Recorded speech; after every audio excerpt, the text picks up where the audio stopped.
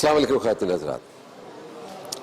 एक सवाल है, फर्ज करें कि आप अपने घर में एक गार्ड रखें और उसको कहें कि तुम्हारी तनख्वाह महीने की सिर्फ 10 रुपए होगी।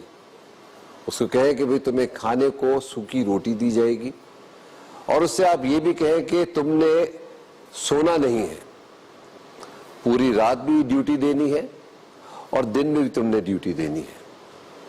रहने की जगह ये समझ लीजिए कि ऐसी जगह हो कि वो किसी वक्त भी उसकी छत गिर जाए, बिजली वहां ना हो, और ये भी कहें कि भाई तुम्हारे बच्चों का कोई ख्याल नहीं रखा जाएगा, ना तुम्हारे लिए कोई हॉस्पिटल के पैसे होंगे अगर तुम्हारी सेहत खराब होती है, ना तुम्हें कोई छुट्टी मिलेगी। तो क्या वो गार्ड सही तरीके से अपनी नौकरी करेगा? कभी सोचा? आज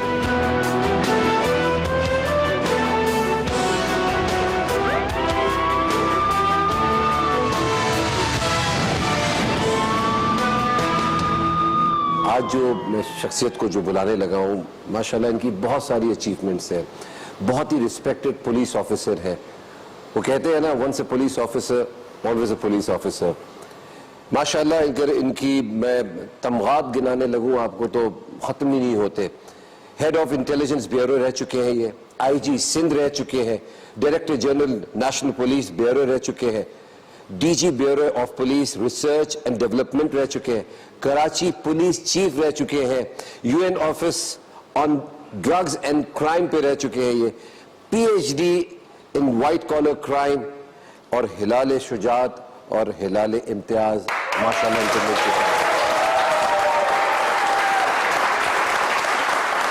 अदनान भाई इतनी चीजें रह चुके हैं ये सर, मेरा ख्याल है घर में बहुत कम रह चुके हैं जो कौम की खिदमत के लिए इतना माशाल्लाह काम करना। माशाल्लाह जो इस किस्म के ऑफिसर्स होते हैं वाकई उनका वक्त घर में कम गुजरता है, ड्यूटी पे ज्यादा गुजरता है। मैं आप सबकी बहुत सारी तालियों में दावत देता हूं शोएब सदल साहब को, प्लीज।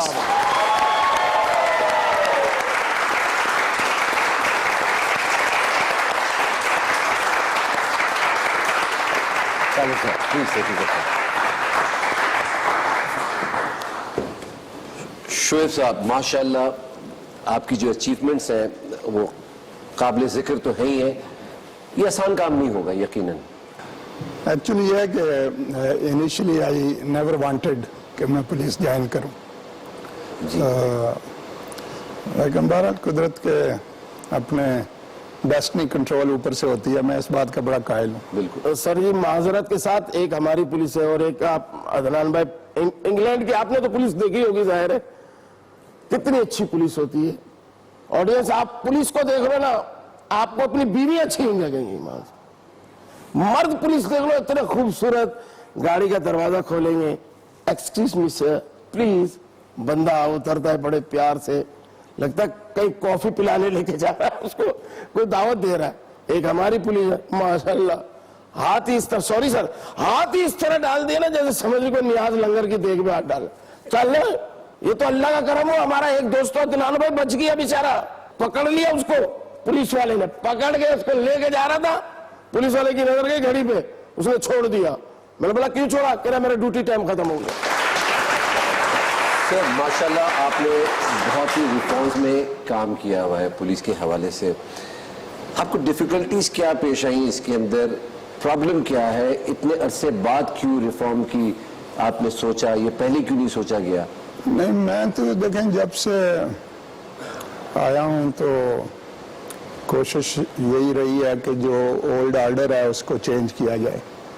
ये अगर 1857 वाली जिसको अंग्रेज गदर कहते थे, हम उसको जंग आज़ादी कहते हैं, अगर वो ना होती तो ये पुलिस मुख्तलिफ होती।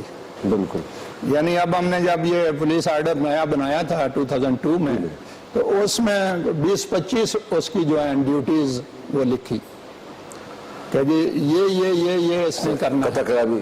जो रिफॉर्म हुआ है 2002 के अंदर, जो हमारे जो लॉ चेंज हुआ है वो आपकी मेहरबानियों से हुआ है। जब आपने ये रिकमेंडेशन दी होंगी उसमें प्रॉब्लम्स तो यकीनन आई होंगी। बहुत ज्यादा तो उसको कैसे हैंडल किया गया उसको, क्योंकि ऑफ कोर्स आप जैसे लोग हर जैसा तो नहीं सोच रहे होंगे।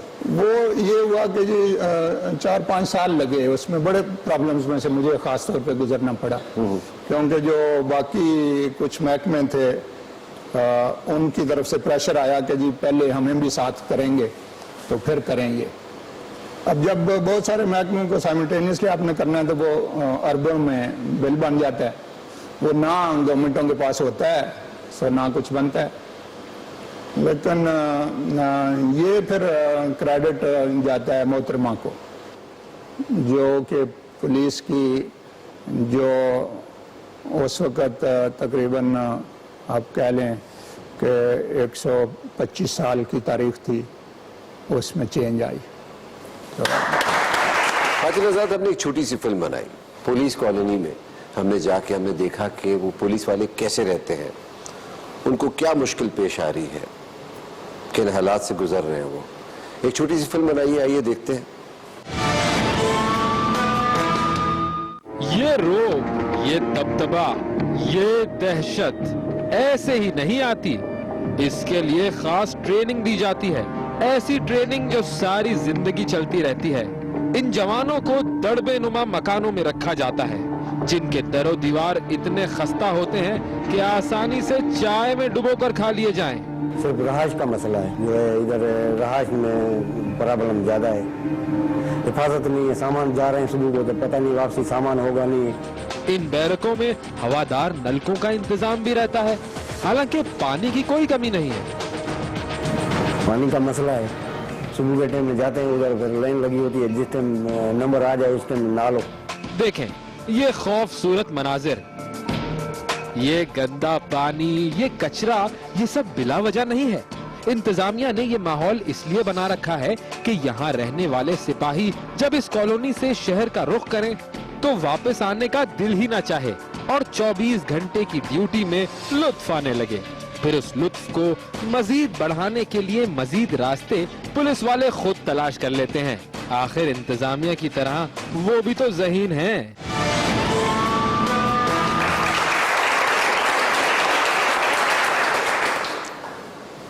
ऐसी जगह पे जहां ये पुलिस वाले रहते हैं, आपको क्या लगता है इन जगहों को घर कहा जा सकता है या नहीं? इस पर मजीद बात करेंगे एक छोटी सी ब्रेक के बाद।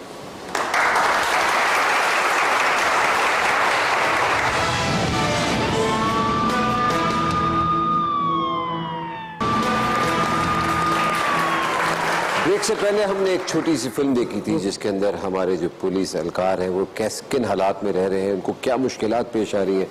सर हमारे पास बैठे हुए हैं, इसी का फ़ायदा उठाते हैं, इनसे ये सवाल करते हैं। सर ये आपने भी फिल्म देखी, इसके बारे में क्या कहेंगे सर? देखें, यही वो इश्यूज हैं जिनकी तरफ मैंने पहले इशारा किया था कि जो ब्रूटलाइजिंग कंडीशंस हैं ना, जिनमें हम इनसे काम लेते हैं। मैं 1980 में ये जैकबाबाद के आगे एक बलोचिस्तान का डिस्ट्रिक्ट है उसका एसपी था, और वो एरिया ऐसा है कि जहाँ सबसे ज़्यादा गर्मी होती है। पुलिस लाइन में पानी का कोई इंतज़ाम नहीं, पानी जो अफसर हैं उनके लिए जैकबाबाद से आता था, बाकी कोई इंतज़ाम नहीं। फिर पुलिस लाइन के साथ even washrooms, no latrines, nothing. ठीक है जी, नो फैंस, पंखा ही कोई नहीं है उस गर्मी में, आप अंदाजा करें। जबकि टेम्परेचर्स जो हैं वो अबव 50 भी चले जाते थे। तो काफ़ी सारे पुलिस वाले जो हैं, काफ़ी से मेरा सिग्निफिकेंट नंबर, यानी इन टेंस आई विल से, वो उनकी बेचारों की सीरियस स्ट्रोक्स हो रहे हैं, उनको हीट स्ट्रोक्स, कुछ की डेथ भी हो गई। तो मैंने कहा ये क्या हो रहा है? उन्होंने कहा जी हाँ, गर्मी में हर साल ऐसे ही होता है इधर, और ये है वो है, चूँकि सीजन जब ये आता है। मैं कहा बट दिस इज क्रिमिनल। फिर गाड़ियां जो हैं उनमें इतनी गर्मी में इतना नहीं है कि ये छोटा 100 रुपये का 200 रुपये का कूलर जो है, ये वाटर कूलर, वही रखा दिया जाए। ये सारी मतलब इमरजेंसी बेसिस पे की गई। वहाँ पानी का रिजर्वायर बना, लैट्रिन्स बनी, पंखे लगे, गाड़ियों में, हर गाड़ी में कूलर रखाया गया और पानी का इंतज़ाम किया गया।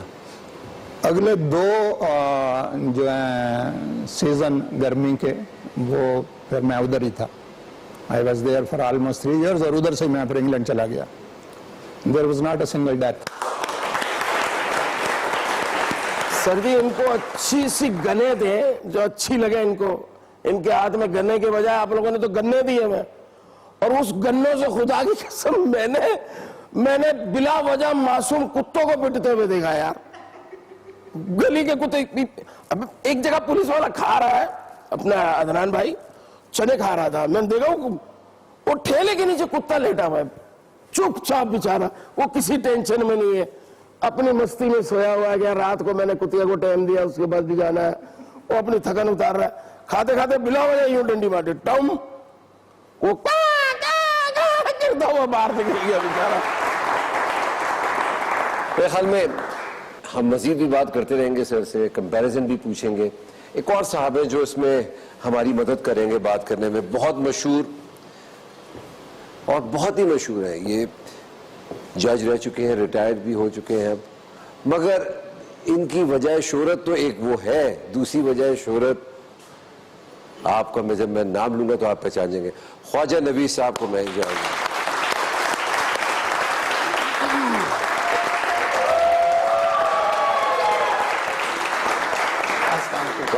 सर माशाल्लाह आप तो बड़े मशहूर हैं सर।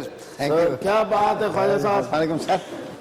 आप जिस तरह आए, पब्लिक ने इतना शोर मचाया, तालियां बजाई, लगा पहली गेंद पे आउट हो गए आए हैं। ख्वाजा साहब, हम सर से बात कर रहे थे कि जो पुलिस के आजकल हालात हैं उसमें तो अफसोस ही हो सकता है और कुछ नहीं हो सकता है। आपको क्या लगता है सर, अगर हम कंपेयर करें हमारी पुलिस को बाहर की पुलिस से, तो आपको क्या फर्क लगता है? बरतानिया की पुलिस स्कॉटलैंड यार्ड पे पहुंच गई है, हमारी पुलिस कहाँ जा रही है? पहला जो फर्क आपको दिखाऊं वो ये है कि एटीट्यूड और अखलाक का है। कि आप अगर लंदन में अगर मैं रास्ता भूल जाता हूँ ना, जैसे हम जाते हैं तो हमें तो रास्ते नहीं आते, तो हम जाके जो वहाँ कांस्टेबल या सार्जेंट खड़ा होता है, क्योंकि वहाँ के लोगों के पास बड़ी मसरूफियत है, कोई आपको लिफ्ट नहीं कराता, तो सार्जेंट से हम पूछते हैं कि सर ये ऑक्सफोर्ड स्ट्रीट किधर है, सर मार्बल आर्च किधर है, वो आपको प्रॉपर गाइड करेगा। मीन्स के आप पुलिस को हेल्प समझते हैं कि ये आपकी मदद के लिए खड़ा है। यहाँ क्या है कि मोटरसाइकिल वाला आ रहा होता है, वो देखता है सामने पुलिस वाला खड़ा है, वो गली में मुड़ जाता है, क्योंकि उसे पता है कि ये अभी रोकेगा, फिर कहेगा कागज दिखाओ, हेलमेट दिखाओ, लाइसेंस दिखाओ, आईडी कार्ड दिखाओ। अगर असली सारा कुछ दे दिया तो उसने चालान कर देना, नहीं दिया तो उसने कहना है पैसे दो। क्या कहेंगे आप? नहीं, देखें, जिन्होंने कहा जी वो यहाँ वाला जो है उसको तो देख के तो लोग रास्ता बदल जाते हैं। This was design like that. But sir ये थाने की तरफ आपने जाना नहीं है, because that is a symbol of Raj. अब आप चाहते हैं कि जी थाना बन जाए सिंबल ऑफ सर्विस डिलीवरी, वो बन सकता है और दुनिया में बना है, लेकिन उसके लिए आपको कहां से शुरू करना? नंबर 1, आपको try to attract the best talent that is available.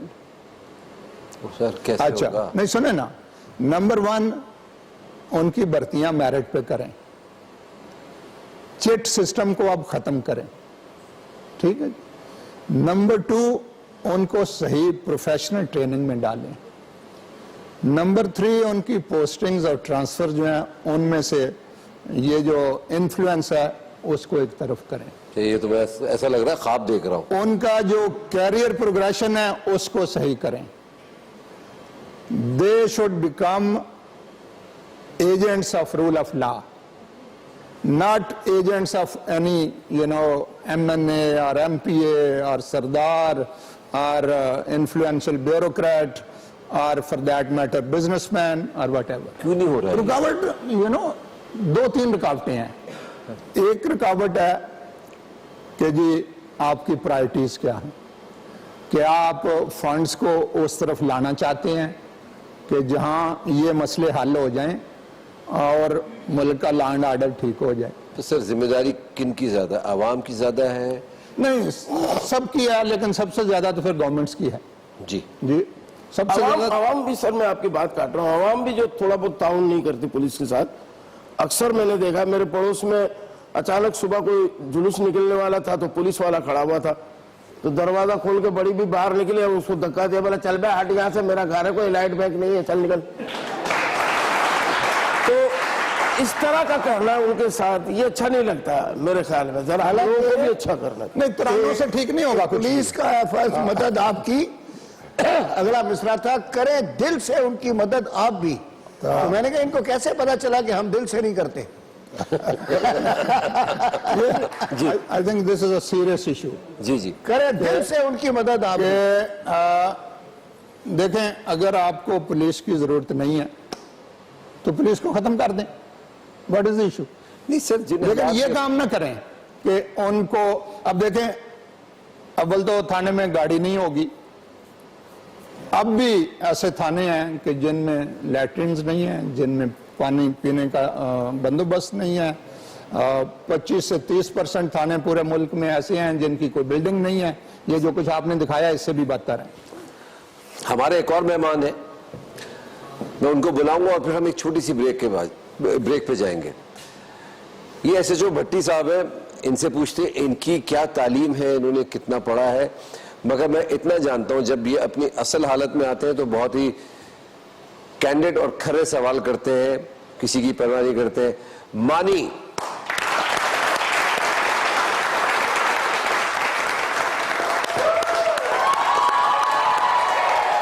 क्या हाल है मानी? ठीक है, प्लीज। क्या हाल है? जनाब, मानी आ चुके हैं इस वक्त और मजेदार इनसे भी बातें होंगी, मगर एक छोटे से ब्रेक के बाद।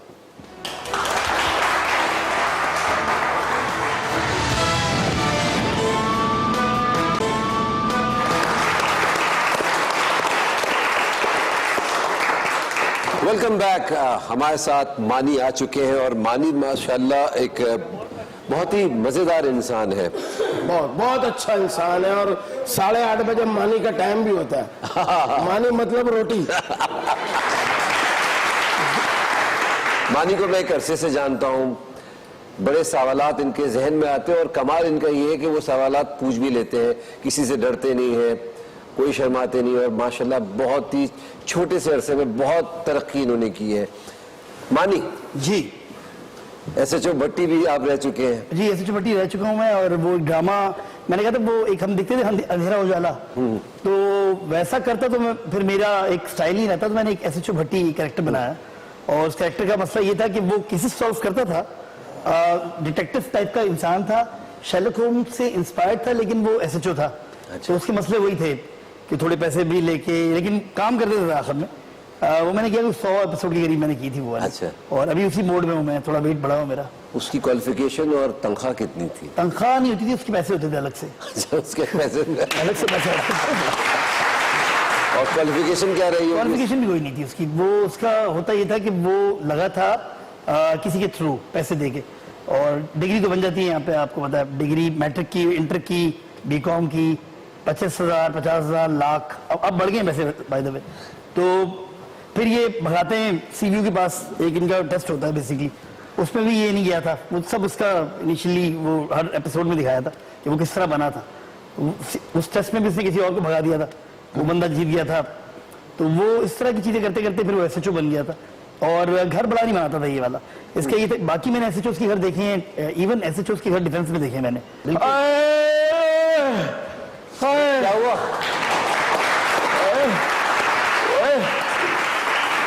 क्या हुआ? मैं रास्ते में आ रहा था, बाइक पे ना अपने। बैठ जाओ बैठ जाओ। नहीं कोई बात नहीं। अरे हाँ, बाइक पे आ रहा था मैं। गिर गए? नहीं गिरा नहीं, बस किसी की नजरों में गिर गया मैं। वो पुलिस वाले ने मुझे रोका, मुझे कहा कि भाई कागजात दिखाओ। मैंने उनको कहा कि मुझे जानते नहीं हो तुम। फिर उन्होंने अपनी जान पहचान कराई है मुझे। साहब ये क्या, ये ड्रिप पी रहे हैं कि लगाई हुई है? नहीं पता, ये ड्रिप असल में बहुत थोड़ी थोड़ी एक एक कतरा होकर आ रही है ना। डॉक्टर ने कहा था जल्दी खत्म करना, तो मैंने कहा चलो पी लूंगा।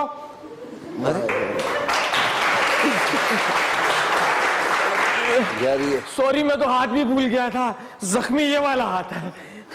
अच्छा अब ठीक है।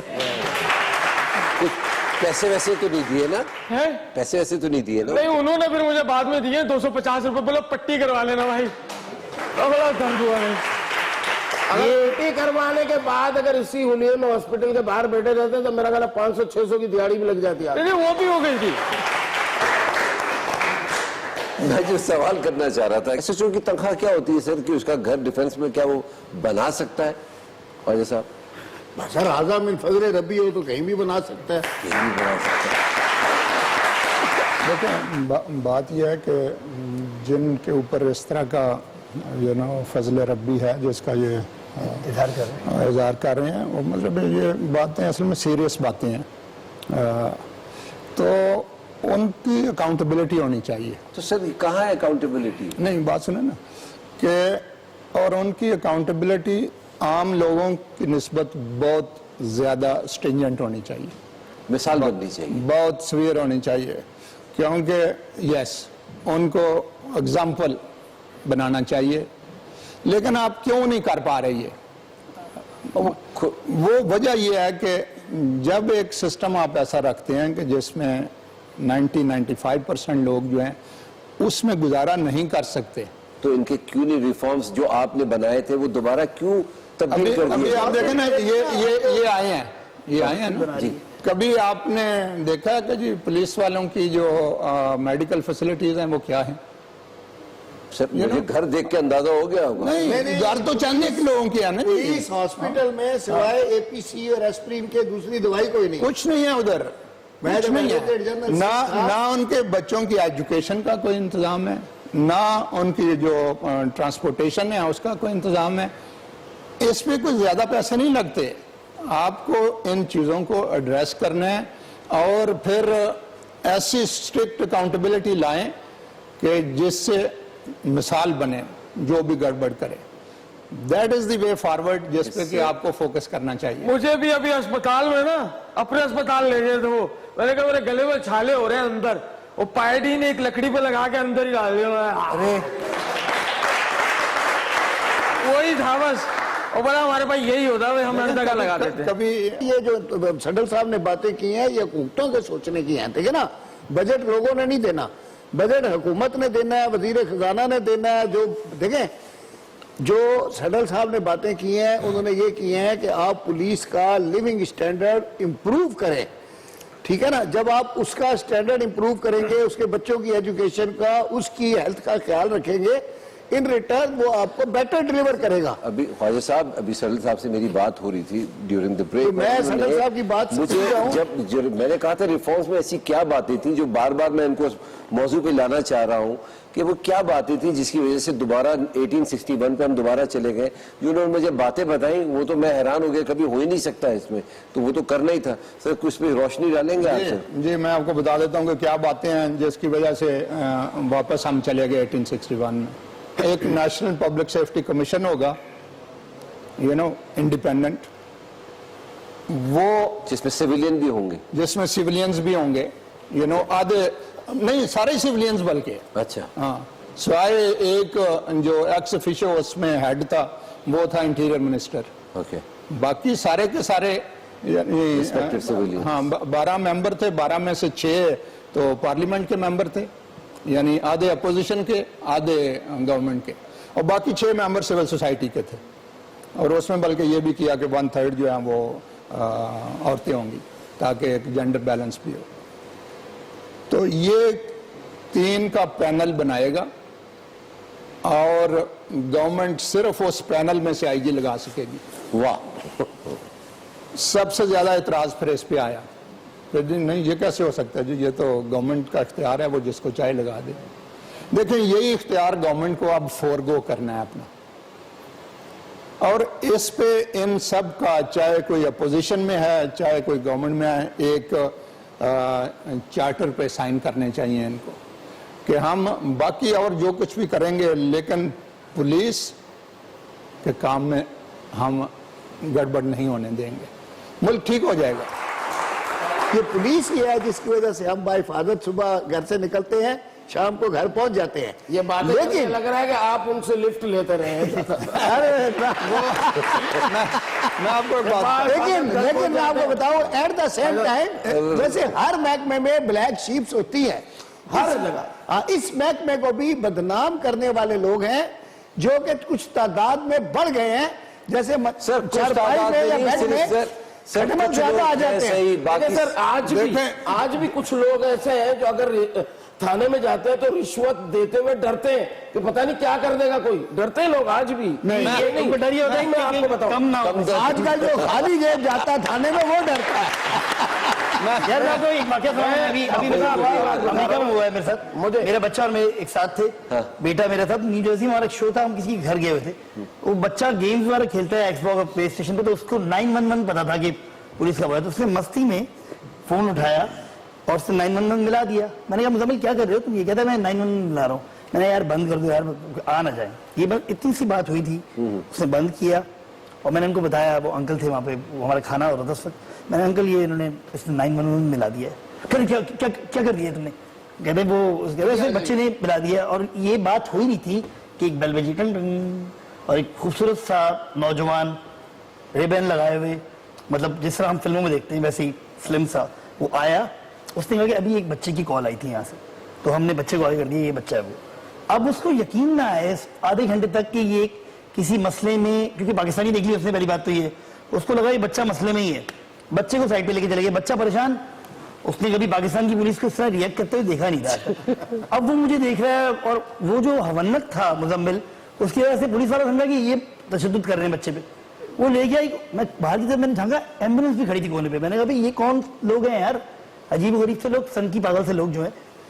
वो बड़ी देर बाद उसको बताया गया कि भाई हम पाकिस्तान से आए हैं, वहां पे ऐसा नहीं होता भाई, 1 मिनट भी नहीं आए थे, वो आते हैं 40-45 मिनट लेते हैं उसके माने में। तो उसने कहा ये हो नहीं सकता। उसने मुझसे बहस की बदले में। मैंने कहा भाई मैं एक्टर हूँ, मैं बता रहा हूँ आपको, आप गूगल कर लें। उससे फिर फोन से गूगल किया, उसने कहा अच्छा ये होता है। तो कहने का मतलब ये कि ये उल्टा है यहाँ पे, और इसी वजह से जो है हम कभी कभी रिस्पेक्ट नहीं करते। तो यही तो सारी बात है कि आप उसके पैसे बढ़ाओ, उसकी वर्किंग कंडीशन एड्रेस करो। बिल्कुल। अगर आपसे वो मिसबिहेव करता है फिर आप उसको उल्टा लटका। नहीं, ख्वाजा साहब की एक बात मुझे याद आ गई कि ख्वाजा साहब आपने जो कहा कि स्कूटर पे आके एड्रेस पूछने का, तो मैंने भी इत्तेफाकन एक पुलिस वाले से पूछ लिया था। मैंने कहा यार सिविल हॉस्पिटल का एड्रेस बता दोगे? कहने लगा ट्रक के नीचे लेट जाओ, अभी पहुंच जाओगे भाई। आपसे ये नहीं कहा देखिए हम तो इस वक्त मैं ये बताना चाह रहा हूँ ख्वाजा साहब, 40 रुपए में ले जाएगा। जनाब ये बातें तो होती रहेंगी ख्वाजा साहब की, हमारे सर की और मानी की। हम एक छोटे से ब्रेक के बाद आते हैं। और शुएब साहब आपका बहुत बहुत शुक्रिया, thank you for coming in our show. Thank you.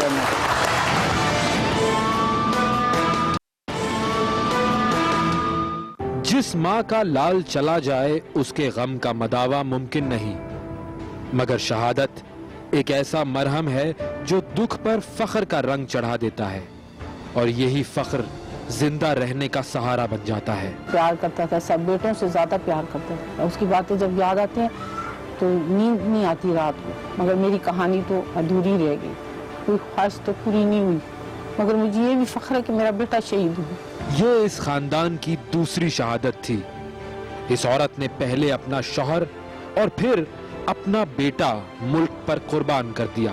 उनके वालिद का इंतकाल हुआ जब बहुत छोटे थे मेरे बेटे, और जो मेरी छोटी बेटी थी वो 4 साल की। जो छोटा बेटा आपके पास आया वो 2 साल का था। बहुत मुश्किल से मैंने अपने बच्चों को पाला, बड़ा किया, पढ़ाया लिखाया। नईम शहीद पुलिस का पहला शहीद नहीं है, और न ही ये सिलसिला उसके बाद रुका। आज भी इन अमन के मुहाफिजों की जान खतरे में रहती है, और कई माएं गम पर फख्र का मरहम लगाती रहती हैं। क्या जख्म भर जाते होंगे? ख़वातीन हज़रात, नईम शहीद की वालदा जमीला बेगम और उनके छोटे भाई दानियाल को प्लीज उनका इस्तकबाल करते हैं। प्लीज खड़े होकर उनके लिए इस्तकबाल कीजिए। अस्सलाम वालेकुम, आइए आइए, तशरीफ रखिए। आप उधर तशरीफ रखिए, ये माइक ले लें।